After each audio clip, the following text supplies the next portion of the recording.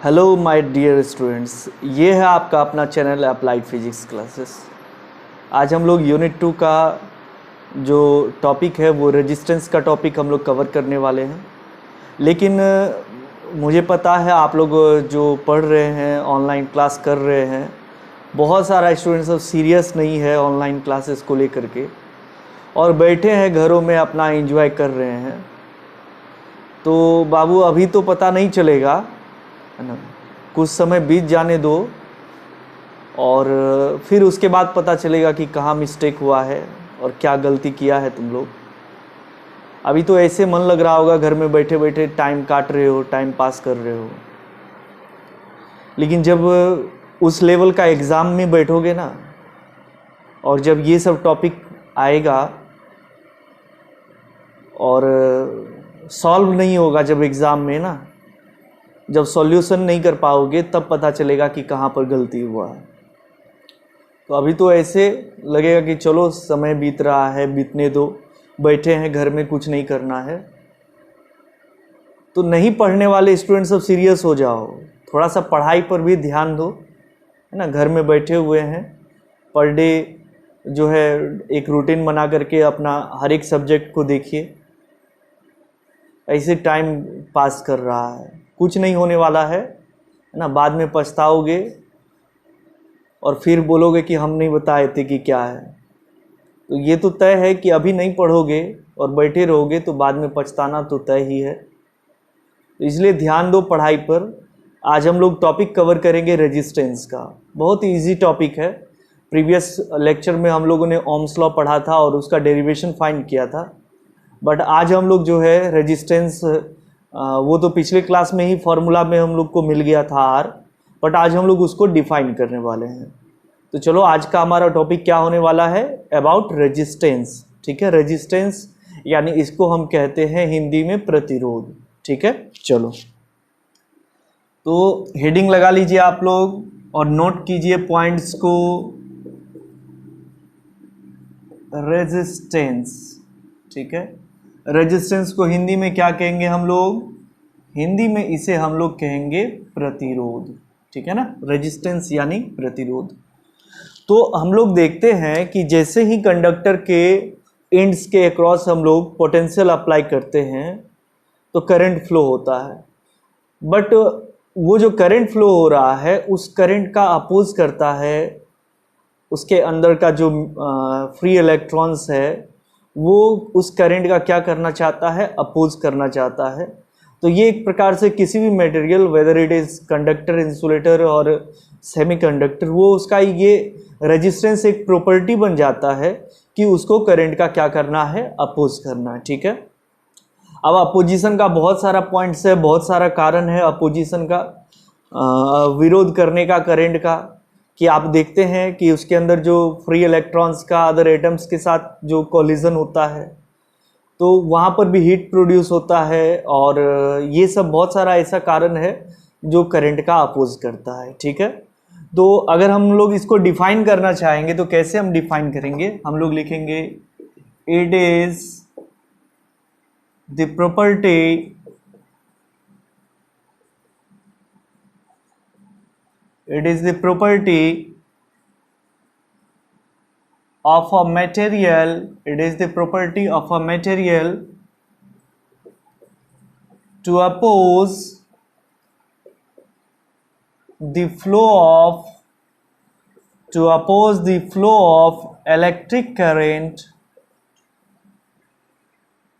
to oppose the flow of electric current in an electrical circuit, in an electrical circuit. ठीक है, it is a property of a material to oppose the flow of electric current in an electric circuit.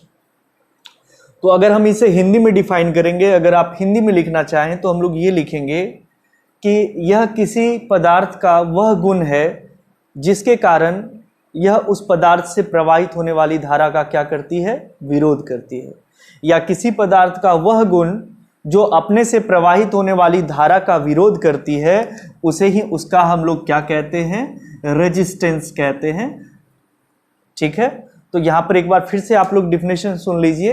It is the property of a material whether it is conductor, insulator और semiconductor, कोई भी material हो, to oppose the flow of electric current in an electrical circuit. ठीक है, अगर हम हिंदी में बात करें इसका तो हम लोग क्या लिखेंगे, किसी पदार्थ का वह गुण जो अपने से प्रवाहित होने वाली धारा का विरोध करती है उसे ही उसका क्या कहते हैं हम लोग, प्रतिरोध करते हैं। अब इसे मेजर कैसे किया जाएगा, तो हम लोग तो इसका क्या पढ़े थे, it is denoted by, it is denoted by R, capital R से हम लोग इसे जनरली डिनोट करते हैं, कैपिटल आर से। हम हिंदी में भी बार बार रिपीट कर रहे हैं डेफिनेशन को, जिन्हें हिंदी में लिखना है वो अपना हिंदी में लिखेंगे। ठीक है, बाकी बड़ा सिंपल सा इंग्लिश है, कोई प्रॉब्लम नहीं होगा, कोई दिक्कत नहीं होगा। चलो अब हम लोग आगे बढ़ते हैं इसमें। तो देखो इसका फॉर्मूला हम लोग पिछले क्लास में ही फाइंड आउट कर लिए थे, कैसे हम लोग को इसका फॉर्मूला लिखना है, आर का फॉर्मूला। तो it is the ratio of the potential difference applied across the ends of conductor to the electric current flowing through that conductor। यानी कोई कंडक्टर है हमारे पास, जैसे ये देखो कोई कंडक्टर है और इस कंडक्टर के एंड्स में मान लेते हैं हम लोगों ने कितना पोटेंशियल डिफरेंस अप्लाई किया, V, and due to this PdV यहां से कुछ करंट फ्लो होना स्टार्ट हो जाता है, सपोज दैट वो करंट क्या है, I। तो ये V और I का जो रेशियो है यही इस मटेरियल का, यही इस कंडक्टर का क्या कहलाएगा, रेजिस्टेंस कहलाएगा। तो देयरफॉर हम लोग क्या फॉर्मूला लिखेंगे, resistance is equal to potential difference divided by क्या लिखेंगे हम लोग, करंट। पोटेंशियल डिफरेंस में करंट से डिवाइड कर दो, हमारा क्या फाइंड आउट हो जाएगा, रेजिस्टेंस फाइंड हो जाएगा। अभी जैसा हमने देखा कि रेजिस्टेंस को हम डिनोट करेंगे R से, PD को V से, करंट को किससे, I से। तो R is equal to formula क्या हो जाएगा हमारा, V अपॉन I, तभी तो V is equal to IR हो गया था, and V is directly proportional to I हो गया था। From previous lecture Ohm's law से हम लोगों ने पढ़ा है। तो ये चीज, एक चीज ध्यान देना है, उसमें हम लोग ये भी देखे थे, here from Ohm's law according to Ohm's law, है ना, strictly according to Ohm's law. अगर हम सिर्फ ओम्स लॉ पर बात करें तो ये R क्या है हमारा, ये R जो है ये कांस्टेंट है। ठीक है ना, ऐसे देखो ये R क्या हमारा कांस्टेंट है, यानी R does not depends on potential difference and R does not depends on electric current. ठीक है, जिस रेशियो में हम V को इंक्रीज करेंगे उसी रेशियो में I भी इंक्रीज होगा, या जिस रेशियो में हम V को डिक्रीज करेंगे उसी रेशियो में I डिक्रीज होगा। देयरफॉर R क्या रहेगा, constant from Ohm's law. But लेकिन यहां पर ध्यान दोगे तुम लोग, बहुत सारा ऐसा फैक्टर्स भी है जो अफेक्ट डालता है रेजिस्टेंस पर, वो हम लोग नेक्स्ट लेक्चर में कवर करेंगे। Factor which affecting the resistance of a conductor, वहां पर हम लोग देखेंगे कि जैसे अगर टेम्परेचर चेंज होगा तो बदलेगा, है ना। ये हम लोग अभी क्या, ये जो फॉर्मूला हम यहां पर बता रहे हैं, आर कांस्टेंट का टर्म जो हम बोल रहे हैं, ये कब बोल रहे हैं, जब टेम्परेचर क्या हमारा कांस्टेंट है और भी कई सारा फिजिकल कंडीशन क्या है, कांस्टेंट है, तभी ये आर क्या रहेगा, कांस्टेंट रहेगा, नहीं तो ये जो है वो चेंज होता रहेगा। ठीक है ना, तो सिर्फ ओम्स लॉ में ये जो है हमारा कांस्टेंट है, बाकी और सब इलेक्ट्रिकल सर्किट में अगर हम देखेंगे तो वो निश्चित ही रूप से बदलेगा। ठीक है, चलो अब ये कंडीशन हो गया। अब इसमें हम लोग देखेंगे, जैसे इलेक्ट्रॉनिक सर्किट में हम लोग क्या करते हैं, वेरिएबल रेजिस्टेंस लगाते हैं, वहां पर हम लोग कार्बन रेजिस्टर, आगे इसी यूनिट में पढ़ेंगे कि कार्बन रेजिस्टर लगाने से क्या करता है, वो इलेक्ट्रिकल सर्किट जो है अपने आप खुद ही जो है अपना रेजिस्टेंस को एडजस्ट कर लेता है। ये हम आप लोग को नेक्स्ट लेक्चर सब में सिखाएंगे, अभी ज़्यादा टेंशन लेने का जरूरत नहीं है। तो चलो ये हो गया हमारा एक जनरल सा फॉर्मूला आर का। नेक्स्ट पॉइंट अगर हम यहाँ पर बात करें सिंबल का, ठीक है, सिंबल का अगर हम बात करें आर का, तो ये देखो इसमें दो जनरली सिंबल यूज होता है, एक तो इस टाइप से, अगर ऐसा हमारा रेजिस्टेंस का सिंबल है तो ये हमारा कांस्टेंट रेजिस्टेंस है, फिक्स्ड रेजिस्टेंस है। ये फिक्स्ड रेजिस्टेंस है। फिक्स रेजिस्टेंस का सिंबल हम लोग इस तरीके से दिखाएंगे। और अगर मान लो सर्किट में अगर हमारे पास एक हमको एडजस्टेबल रेजिस्टेंस का जरूरत है ना, यानी जिसका रेजिस्टेंस को हम घटा बढ़ा सकें या वो एडजस्ट कर ले अपने आप से, या वेरिएबल हो जिसका रेजिस्टेंस, तो उसका सिंबल आप लोग कुछ इस प्रकार से देखेंगे। ऐसा रहेगा, इस पर ऐसा एरो लगा रहेगा। This is called the variable resistance. ठीक है, variable RESISTANCE resistance. Okay, clear है। तो वेरिएबल रेजिस्टेंस या हम लोग इसे एडजस्टेबल रेजिस्टेंस भी कह सकते हैं। And this is also called the rheostat in some places. ठीक है, आपको ये रियोस्टेट के नाम से भी देखने को मिलेगा। चलो, कोई दिक्कत नहीं है। अब हम लोग नेक्स्ट पॉइंट पर आते हैं। रेजिस्टेंस का तो ये तो बेसिक फॉर्मूला है फ्रॉम ओम्स लॉ, बट और भी फॉर्मूला हम लोग देखेंगे आगे का क्लासेस में। हम लोग जैसे जैसे आगे पढ़ते जाएंगे वैसे वैसे हम लोग इसको देखेंगे। ठीक है, और एक चीज ध्यान रखना, हम लोगों को कार्बन रजिस्टर का भी टॉपिक को कवर करना है, वो आगे का लेक्चर सब में आएगा। ठीक है, तो चलो अब आगे आ जाते हैं। हम लोग इसका एसआई यूनिट का बात कर लेते हैं। एसआई यूनिट ऑफ आर का एसआई यूनिट के लिए, तो आर का फॉर्मूला क्या है? General formula R is equal to V upon I. तो आर का एसआई यूनिट के लिए वी का एसआई यूनिट लगेगा पीडी का, और करंट का यानी आई का लगेगा। तो बताओ पोटेंशियल डिफरेंस का एसआई यूनिट क्या होता है? वोल्ट होता है। डिवाइड बाय इलेक्ट्रिक करंट का एसआई यूनिट क्या होता है? ये तो एम्पियर होता है, एम्पियर दैट इज ए। तो क्या हो गया यहाँ पर? वोल्ट पर एम्पियर, और वोल्ट पर एम्पियर को हम लोग कहते हैं ओम।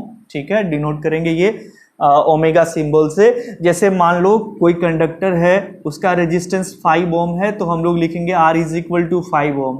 कोई कंडक्टर है, उसका रेजिस्टेंस 7 ओम है, तो R is equal to 7 ohm. Clear है? Now the next point is about dimensional formula. तो बताओ R का डायमेंशनल फॉर्मूला हमको चाहिए, तो इसके लिए V का लगेगा डिवाइडेड बाय I का डायमेंशनल फॉर्मूला लगेगा। अब जैसे V का मान लो डायमेंशनल फॉर्मूला अगर दिमाग से उतर गया है, भूल गए हैं, तो हम लोग तुरंत रफ करेंगे। V is equal to, we know that the base formula W upon Q and the dimensional formula of work which is ml square t minus 2 and divided by Q का dimensional formula IT, therefore ml square t minus 3 I minus 1 is the dimensional formula of PD। तो बताओ PD का dimensional formula ये है, ये यहाँ पर put करो तो कितना है? ml square t minus 3 I minus 1, ये PD का डायमेंशनल फॉर्मूला है। ठीक है ना, फिर से ध्यान दो, वर्क का ml square t minus 2 divide by charge का IT, ये IT ऊपर आएगा I माइनस 1 t माइनस 1, तो क्या रह जाएगा? ml square t minus 2 t minus 1 t minus 3 and I minus 1। ये भी का डायमेंशन यहाँ पुट कीजिए, ml square t minus 3 I minus 1 divided by I का डायमेंशन तो I ही रहेगा, बट ये नीचे से ऊपर आएगा तो minus 1 and here minus 1 minus 2 हो जाएगा। तो ये रहा ml square t minus 3 I minus 2। ये डायमेंशन फाइंड आउट करने का हम एक शॉर्टकट तरीका उसका वीडियो बनाए हैं, वो आप लोग प्लेलिस्ट में जाके देख सकते हैं। कोई भी फिजिकल क्वांटिटी का डायमेंशन निकालना बहुत ही आसान है, बस आपको कुछ स्टेप्स ध्यान रखना है। कुछ स्टेप आप ध्यान रखिए, कोई भी फिजिकल क्वांटिटी का डायमेंशन आप फाइंड आउट कर सकते हैं, कोई दिक्कत उसमें नहीं होने वाला है। अगर आप वो वीडियो नहीं देखे हैं तो जरूर प्लेलिस्ट में जाके पहले देखें। आप वो वीडियो अगर देख लेंगे तो कोई भी डायमेंशन में किसी प्रकार का प्रॉब्लम नहीं होगा, आप तुरंत फाइंड आउट कर सकते हैं कोई भी फिजिकल क्वांटिटी का डायमेंशन। बेसिक आपको आना चाहिए। चलो, हो गया कंप्लीट। एंड द क्वांटिटी, बताओ रेजिस्टेंस कौन सा क्वांटिटी है, स्केलर या वेक्टर? तो ये एक स्केलर क्वांटिटी है, यह एक अदिश राशि है। Now the all things are clear, है ना, यहाँ पर अब सारी चीजें क्लियर हो चुकी है, कोई दिक्कत नहीं है। तो ये एक छोटा सा टॉपिक था अबाउट रेजिस्टेंस। ठीक है, अब हम लोग जो नेक्स्ट लेक्चर कवर करेंगे उसमें हम लोग ये देखेंगे factors that affecting the resistance of conductor या ऑफ अ मटेरियल। किसी मटेरियल का जो रेजिस्टेंस है वो उस पर क्या क्या फैक्टर है जिसका अफेक्ट पड़ता है किसी कंडक्टर का या किसी मटेरियल के रेजिस्टेंस पर, ये हम लोग नेक्स्ट लेक्चर में कवर करेंगे। और ये छोटा छोटा इसी प्रकार से टॉपिक चलेगा अभी 2-3, जैसे कि सभी को का इंटरेस्ट बना रहे और सभी को समझ में आए, इसलिए हम लोग जो है थोड़ा पार्ट वाइज कर रहे हैं, इसको ज़्यादा लंबा नहीं खींच रहे हैं, ठीक है ना। तो 10-12 मिनट का, 15 मिनट का, इस तरीके से हम लोग एक एक लेक्चर ले आएंगे और वो सबको समझने में भी काफ़ी आसानी होगा। तो अब हम लोग नेक्स्ट लेक्चर में मिलेंगे और सारा पॉइंट्स जो है वो क्लियर होगा, एक भी टॉपिक नहीं छूटने वाला है। बस आप लोग इसको उतारते रहिए, अच्छे से समझते रहिए। अब हम लोग मिलते हैं नेक्स्ट लेक्चर में। थैंक्स।